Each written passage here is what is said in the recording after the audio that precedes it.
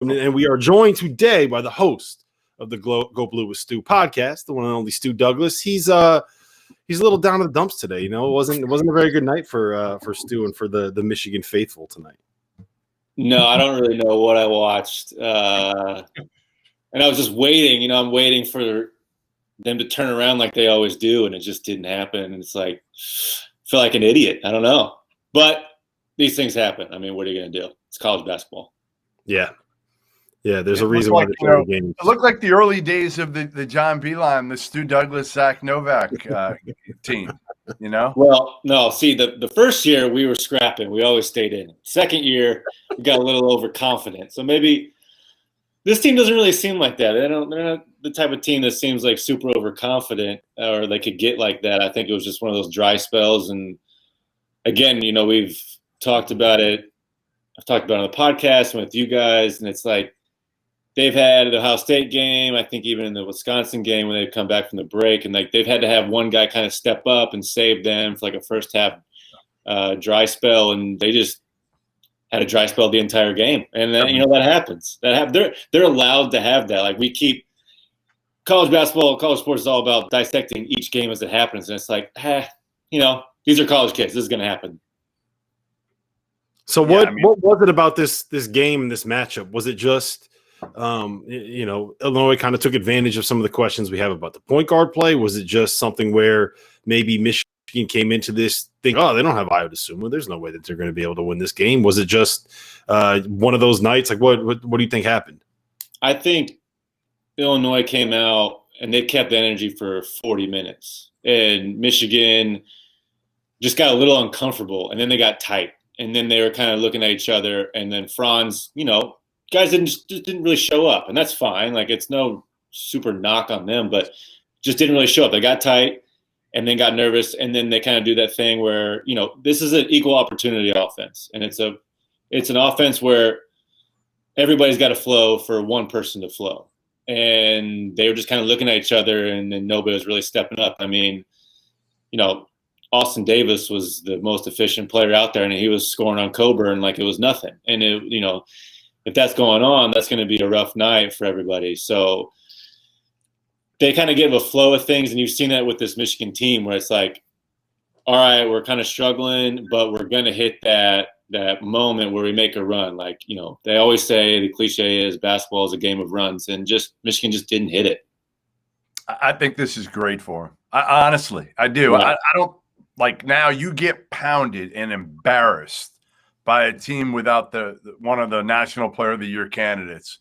And now, you know what? Juwan's got their attention now. He's got their attention. They were able to kind of – listen, they've obviously played great basketball, but I think were they as good as what people were saying? And I think – I don't want to say they've started to kind of, you know, believe their clippings, because they have had one hell of a year. But they're not that good.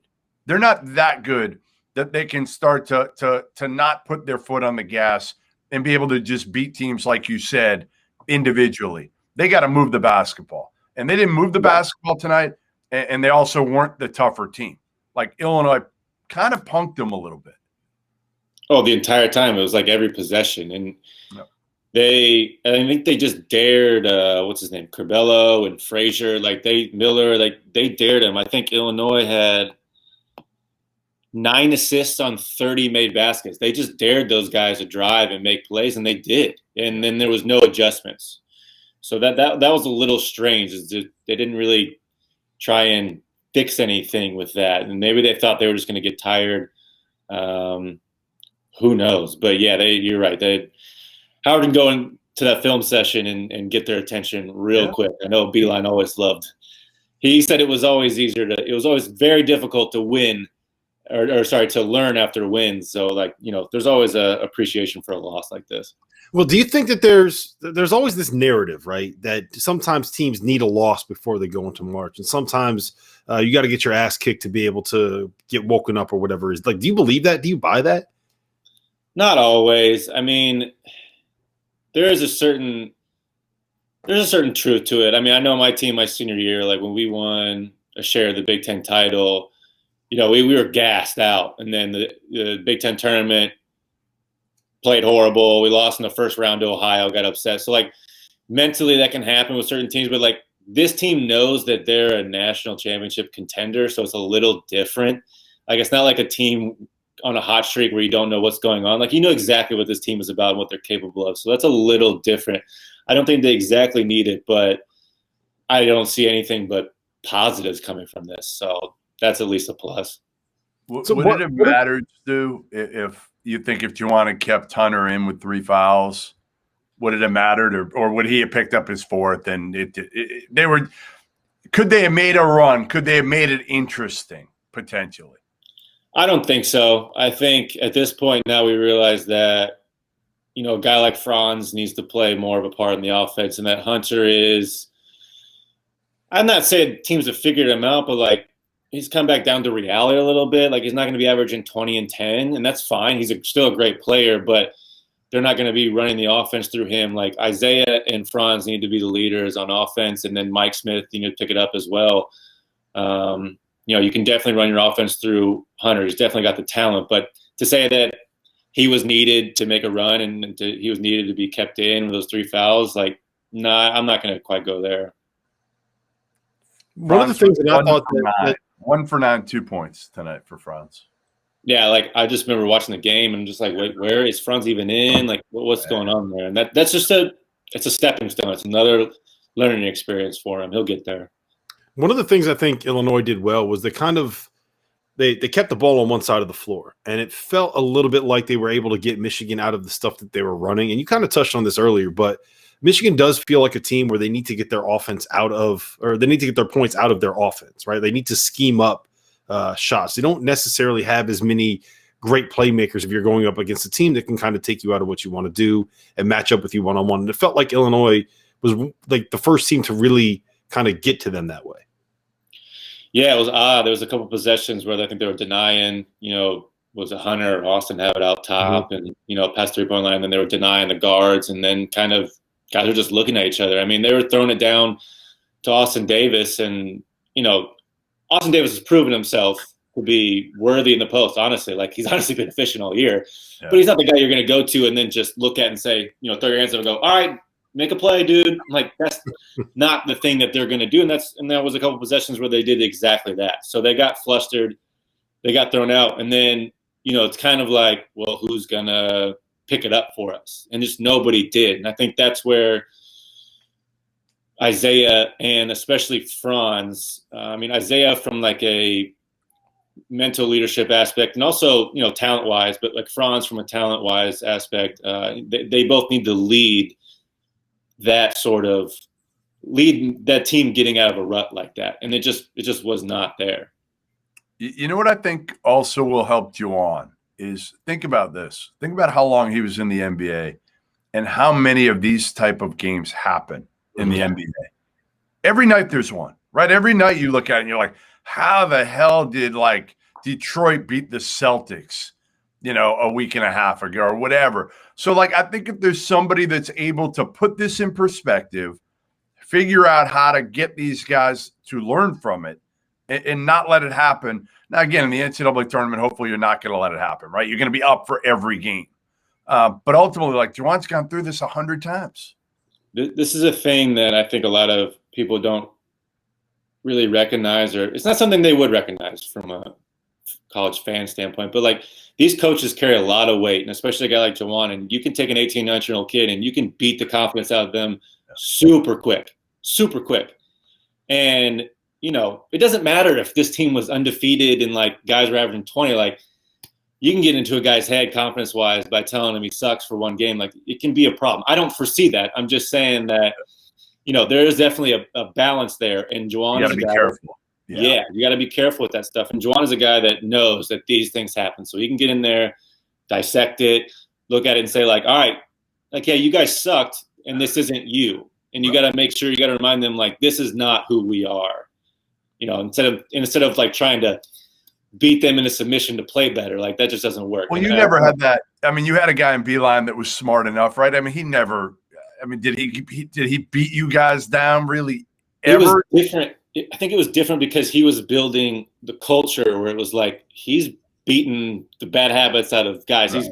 He's beating culture that he wants into guys. Like, they were not all the guys that he wanted to recruit. I mean, to be honest with you, 6, 7 guys had to pass up on my scholarship to get there. So it was like, it was a little different for him in those film sessions. I imagine, it's just a little more relaxed, especially when you have the type of talent that you have now. And like the 2013 team, for instance, right after I left, he's a little more chill in the film sessions than he was in the first few years of my career. Well, with Petey and Manny, he wasn't chill with those guys. They didn't buy in right away.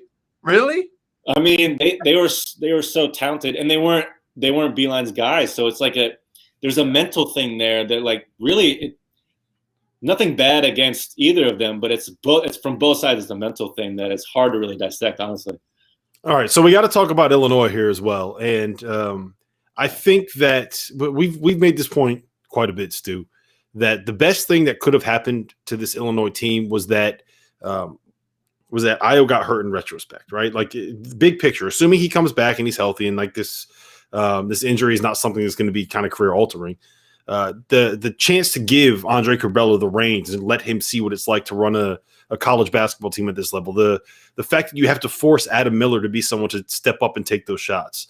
I think that in the long run, this is going to be something that is good for them and makes them, in my mind, more likely to be a team that can get to the Final Four and win a national title.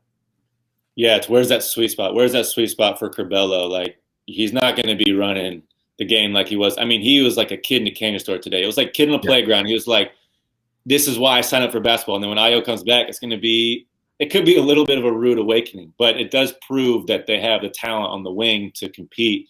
And they can defend against bigger teams with bigger wings. And then also, I think you don't really need Coburn to be posting up and playing down low, and like, just let him set screens and be a big fella and do all that. And that, like, the wings can take over. So it's funny how that works for both sides, but I think it's going to be interesting. I mean, Curbelo was like, he looked so happy out there. It was crazy. Well, because when he committed, when he signed, he didn't think they'd have Io. Like, it was going to be the Curbelo and Adam Miller and Trent Frazier. This was a team that we thought we were going to see this year. And listen, nobody saw this come. Nobody saw this coming. Again, like, Michigan's not this bad. Illinois is not quite this good, obviously, without Io. But what it does is it gives them confidence if Io gets into foul trouble in the tournament. They know they can win. Now, again, I think the matchup was good in a way for them as far as the bigs, right? I mean, that's the one thing Rob and I have talked about. They flipped it on its head, right? Like, so the whole thing I was concerned about was, like, how is Illinois going to deal with the size that Michigan has on the wings? Like, Michigan, they can play Shaundi at the 2, they can play Franz at the 3, and Isaiah at the 4. And Illinois' best lineup basically has 4 guys that are small, 6'4" and smaller, with 2 point guards that are like 5'8" on a good day. Did you guys see Franz get in the paint? Like, I don't remember him getting, like, really in the paint and just in that one play he got in and then he faded away. Yeah, they kind of got him under him. He couldn't really deal with it. I mean, those are the types of matchups where you got to look across the way and you're like, this dude's 6'3". Like, I am eating today. Like, this is going to be cake. And even if you go 1 for 15, like, that's the mentality you got to keep. And again, I don't want to talk too much crap about Franz. Like, this is a learning experience, and he'll get in film, and Juwan will be like, dude, that dude is 6'3". Like, just go get the ball and go. Same with Isaiah. Like, it's going to be ultimately good for them. Yeah, I think this was one of those games for Michigan. Obviously, they're 18-2. They're 18-2. Like, if you had told anybody they'd be 18-2 right now, you would have signed up in a heartbeat. Again, now you've got the 4 number 1 seeds, to me, pretty much solidified. It's going to be hard for me to imagine anything changing at this juncture with Gonzaga, with Baylor winning tonight. I mean, there was a huge win for Baylor. Yeah, we got to talk about that a little bit too. Who does Illinois have left? Do you know? I'm bringing up their schedule right now, actually. Illinois has, I think they have 2 games left. No, they have 1. They're at Ohio State on Saturday. And even if they lose that game, I think that they're probably still a little bit above. Yeah, they'd have to lose that one and probably lose their first game. They have the most quad 1 wins in all of college basketball. The most quad 1 wins. And now I saw it. Honestly, I don't see much of a scenario where somebody else can steal a number 1 seed. I mean, maybe something crazy happens, but for the most part, even if Ohio State beats Illinois, I think the only way is if Ohio State beats Illinois and wins the Big Ten tournament. That'd probably be it, or Iowa.